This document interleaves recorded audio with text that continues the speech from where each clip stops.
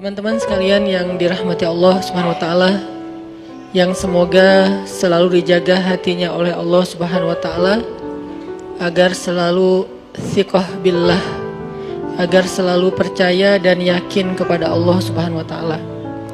Karena kelemahan kita itu berawal saat kita mulai meragukan Allah.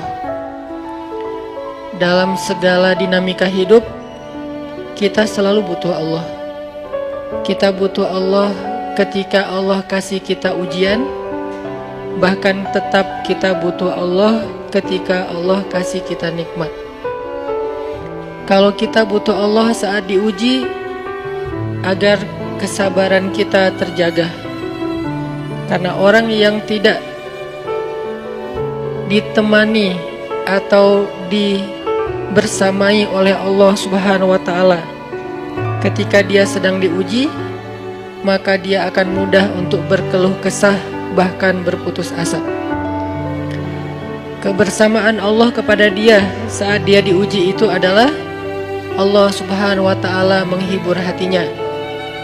Allah Subhanahu wa taala menenangkan hatinya. Allah Subhanahu wa taala menghidupkan hatinya dengan nikmat iman. Ala bidzikrillahi tatmainnul qulub.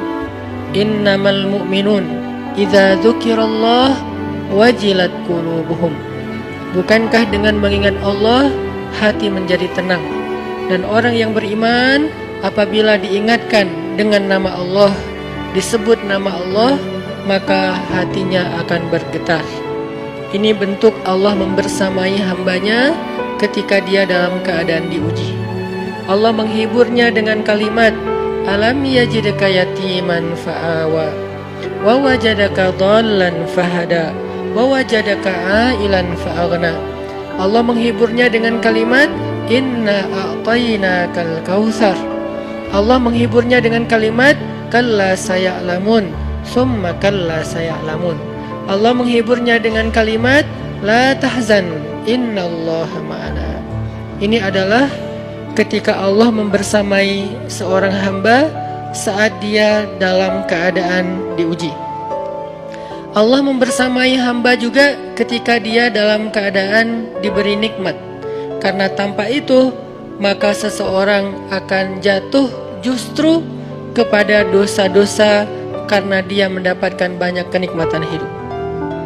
Kalau Allah Subhanahu wa taala tidak menjaga dia saat dia diberi nikmat, maka nikmat itu justru menjadi jalan bagi dia untuk terjerumus kepada banyak dosa. Justru nikmat itulah yang menjadi penghalang bagi dia untuk mengingat Allah.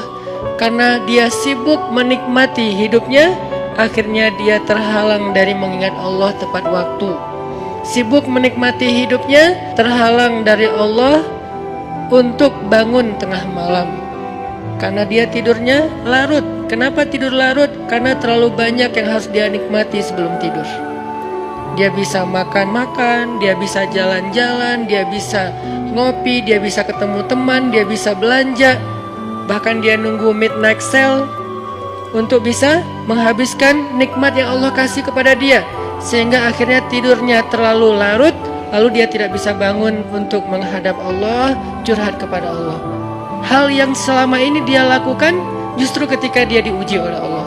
Ketika diuji oleh Allah, mudah bagi dia bangkit tengah malam, curhat, sujud panjang, menangis dalam doa. Ketika Allah kasih nikmat, curhatnya hilang, malamnya lelap, sampai bahkan subuhnya juga kelewat. Ini kalau Allah nggak membersamai seorang hamba ketika dia diberi nikmat.